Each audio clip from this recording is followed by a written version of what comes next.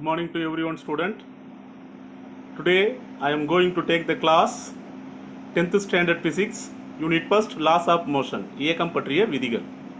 Previous class we discussed about application of torque and the principle of moments.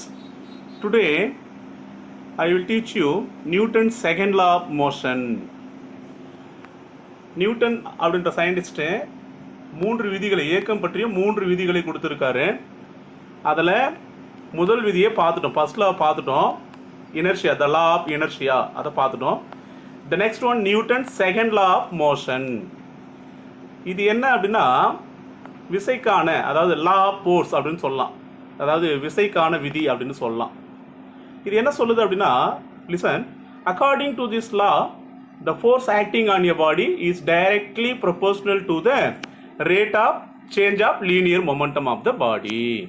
அதாவது என்ன சொல்றாங்க அப்படின்னா, பொருள் ஒன்றின் மீது செயல்படும் விசையானது அப்பொருளின் உந்த மாறுபாட்டு வீதத்திற்கு நேர்த்தகவில் அமையும். புரியுதுங்களா? அதாவது விசையானது உந்த மாறுபாட்டு வீதத்திற்கு நேர்த்தகவில் அமையும். See the board. F equal dp by dt. F equal to dp by dt. இது என்ன அப்படின்னா, இப்போ நம்ம சொன்னோம் பார்த்தீங்களா, the force acting on your body is directly proportional to the rate of change of linear momentum of the body. This is rate of change of linear momentum, உந்த மாறுபாட்டு வீதம். இது விசைக்கு நேர்த்தகவில் இருக்குமா, ஓகேவா? Next, and the change in momentum takes place in the direction of the force. இது என்ன சொல்லுது அப்படின்னு பார்த்தோம்னா, இந்த உந்த மாறுபாடு விசையின் திசையிலேயே அமையும். லிசன், என்ன சொல்றாங்க? the change in momentum takes place in the direction of the force. அதாவது இந்த மொமெண்டம் ஆனது எப்படி இருக்குன்னா விசையின் திசையிலேயே, the direction of the forceனா விசையின் திசையிலேயே செயல்படும். ஒரு பைக் மூவ் ஆகுது, ஒரு பைக் மூவ் ஆகுதுன்னா நல்லா புரிஞ்சுங்க, இதான் பைக்குன்னு வச்சுங்க. இந்த பைக் மூவ் ஆகுதுன்னா கிட்டத்தட்ட ஒரு ஃபோர்ஸில் போயிட்டே இருக்குன்னு வச்சுங்க. இப்போ மொமெண்டம், லீனியர் மொமெண்டமும் இந்த ஃபோர்ஸை வச்சு சொல்லலாம். அந்த மொமெண்டமும் அதே திசை, அந்த ஃபோர்ஸினுடைய திசையிலேயே ஆக்ட் ஆகிட்டு போகும். இதை தான் சொல்கிறாங்க, the change in momentum takes place in the direction of the force அப்படின்னு சொல்கிறாங்க. Okay, next one, this law helps us measure the amount of force. அப்படின்னா என்ன சொல்றாங்க அப்படின்னா, விசையினுடைய மதிப்பை அளவிடுவதற்கு, the measure the amount of force என்ன, விசையின் எண்மதிப்பை அளவிட இந்த விதி பயன்படுகிறது. So it is also called as law of force. அப்படின்னா என்ன, விசைக்கான விதின்னும் நியூட்டன் செகண்ட் லா ஆஃப் மோஷனை சொல்லலாம். Consider m be the mass of a moving body. m mass இருக்கக்கூடிய ஒரு ஆப்ஜெக்ட் எடுத்துக்கிறாங்க, அது இயக்க நிலையில் இருக்கக்கூடிய ஒரு பொருள். Moving along A straight line with an initial speed u.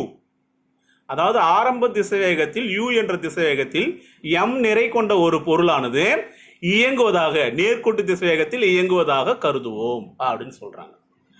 After a time interval of t, அதாவது t என்ற கன நேரத்து இடைவெளியில், t என்ற இடைவெளியில், அந்த ஒரு நேர இடைவெளியில் the velocity of the body change to v, அதாவது இறுதி திசைவேகம், அந்த பொருள் இயங்கிக் கொண்டிருந்த அந்த பொருள் v என்ற இறுதி திசைவேகத்தை பெறுதான். எதனால? due to the impact of an unbalanced external force of F. அப்படின்னா என்ன சொல்றாங்கன்னா, சமன் செய்யப்படாத ஒரு புறவிசையானது, அந்த புறவிசையின் தாக்கத்தை தான் இங்க impact of an unbalanced external force F ன்னு சொல்றாங்க. அந்த தாக்கத்தினால இயங்கிட்டு இருந்த அந்த பொருளானது v என்ற இனிஷியல் வெலாசிட்டியிலிருந்து ஃபைனல் வெலாசிட்டிக்கு அது வந்திருக்கு. Okay, once again, let m be the mass of a moving body moving along a straight line with an initial speed u. அதாவது u என்ற ஆரம்ப திசைவேகத்தில் m நிறை கொண்ட ஒரு பொருளானது நேர்கோட்டு திசையில் இயங்குகின்றது.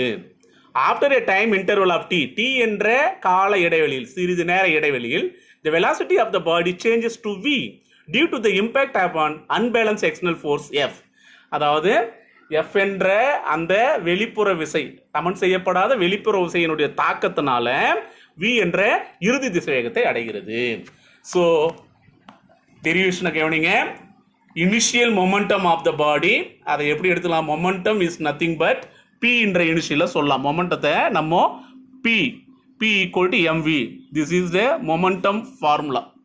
m is mass, v is velocity, the product of mass and velocity. So initial momentum of the body na p equal to mv ன்னு போடலாம். இது இனிஷியல் என்றனால p1, இனிஷியல் வெலாசிட்டி u ன்னு போட்டிருக்கு.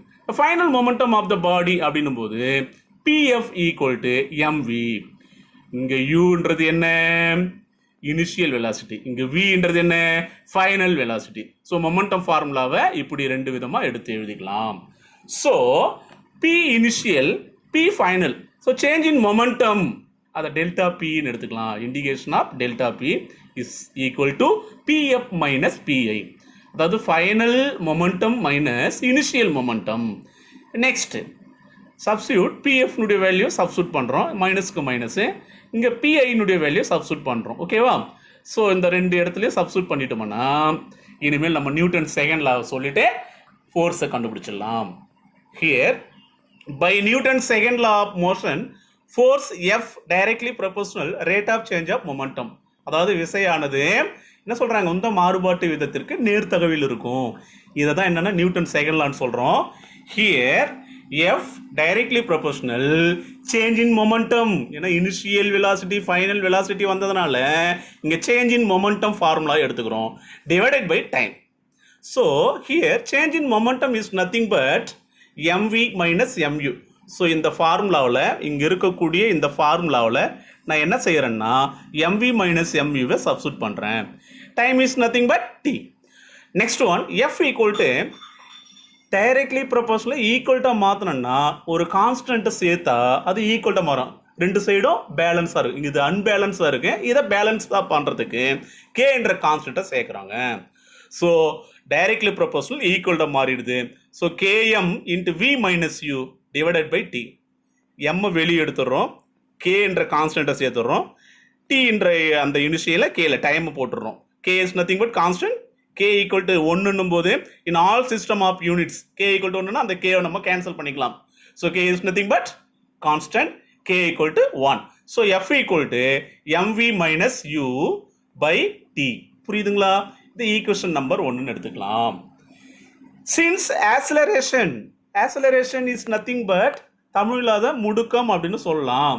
இதுக்கு ஒரு ஃபார்முலா கொடுக்குறாங்க. என்னன்னா change in velocity by time. Change in velocity by time.